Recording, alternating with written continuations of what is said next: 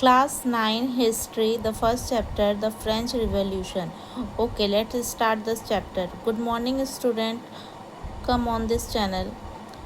आप एक बात बताओ, पहले ये बताओ कि आप क्या मूवी देखते हैं। यस, मूवी तो देखते होंगे। तो आजकल के मूवी में एक चीज़ क्या होता है कि सबसे पहले हमें फ्लैशबैक दिखाया जाता है, तो लास्ट सीन दिखा दिया जाता है और उसके बाद फिर हमें धीरे धीरे आगे मूवी की ओर बढ़ाया जाता है। तो ये जो हमारा चैप्टर है कुछ इसी तरह से है। हमें फर्स्ट पेज में ही कुछ लास्ट चीज़ हमें दिखा दिया गया है।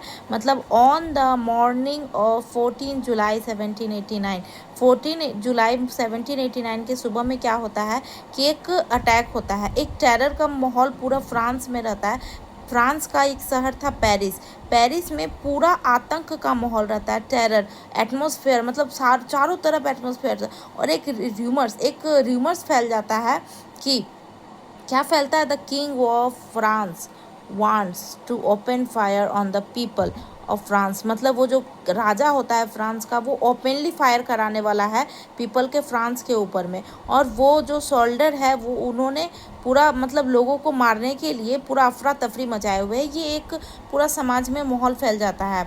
और ये जो हमारा न्यूज़ था ये पूरे आग की तरह, मतलब जैसे होता है ना कि एकदम आग में पेट्रोल छिड़कने से कैसे होता है पूरा आग और एकदम दहदहाता है, उसी तरह से पूरा ये आग एकदम फायर ऑफ द पेट्रोल होने लगा था।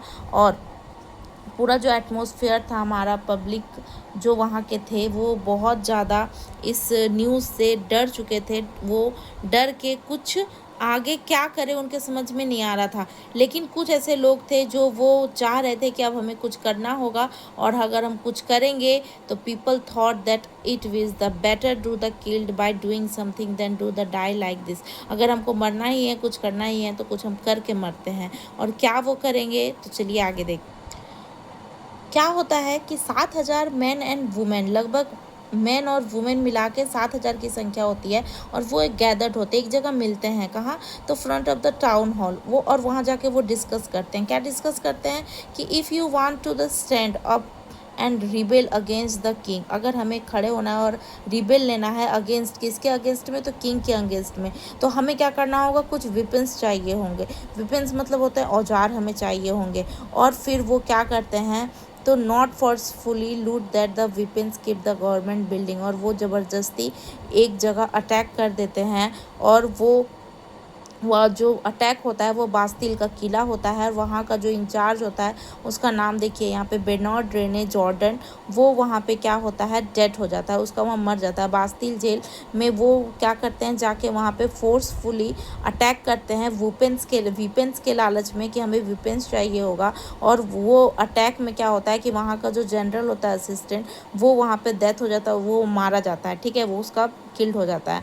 उसके बाद क्या होता है और कैसे फिर हमें आज़ादी मिलती है, इसके बाद के हम लोग समझते हैं नेक्स्ट वीडियो में।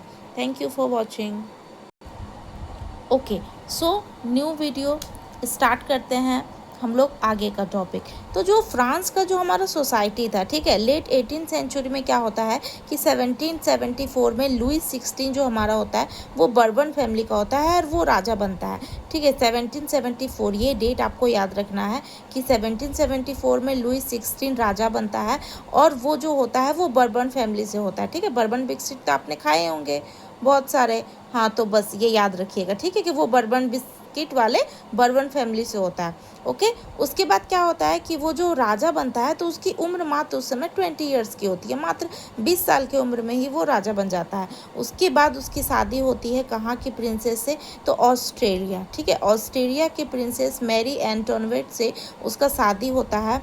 और वो शादी के बाद क्या होता है कि जो हमारा जो महल था, मतलब खजाना था, राजा का जो खजाना होता है ना, वो फुल्ली खाली, देख लो यहाँ पे, देखियो लिखे हुए फुल्ली खाली, मतलब पूरा एकदम खाली था। और उसके ऊपर उसका प्रेशर था किसका, तो बरसाए का जो किला था उसको मेंटेन करने का, बहुत बड़ा सा राजा का किला था और उसको मेंटेन करने का भी उसको ऊपर से प्रेशर था। उसके बाद from Britain freedom to the 13 colonies, उसके अर्लीस्ट समय में क्या हुआ था कि ब्रिटेन से फ्रीडम कराने में कॉलोनीज़ के, अमेरिका से उसने कुछ पैसे लिए थे। मतलब 13 कॉलोनी था, 13 कॉलोनी को देखिए, ये कुछ 13 कॉलोनीज़ थी ब्रिटेन के जो अमेरिका से पैसे लिए थे इसको मतलब आज़ाद कराने के लिए, ठीक है।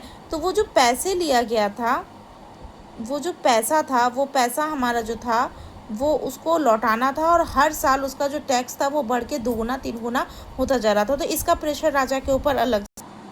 इसके बाद क्या होता है कि जो हमारा फ्रांस का जो डेब्ट था, मतलब 1 बिलियन लिब्रे उसके ऊपर ऑलरेडी कर्ज में वो था, और ऊपर से टैक्सेस के साथ 2 बिलियन लिब्रे उसके साथ ऑलरेडी मतलब वो मतलब कर्ज में एकदम डूब चुका था। और हर साल 10% इंक्रीज डिमांड जो होता था वो टैक्स का अलग से बढ़ता जा रहा था। तो ये सब राजा के ऊपर प्रेशर। राजा को और भी कुछ देखने होते थे, जैसे डेप्थ ऑफ आर्मी, आर्मी के बारे में सोचना होता था। Depth of political awareness, political awareness के बारे में भी उनसे मतलब पूरा ज़्यादा ध्यान राजा को ये सब चीज़ पे लगाना पड़ता था। राजा पूरा प्रेशर में था एकदम। उसके बाद maintain two school and colleges, राजा को ऑलरेडी मेंटेन करने होते थे कॉलेजेस और स्कूल्स के। तो राजा क्या स्टेप लेता है ये हम देखते हैं नेक्स्ट वीडियो में।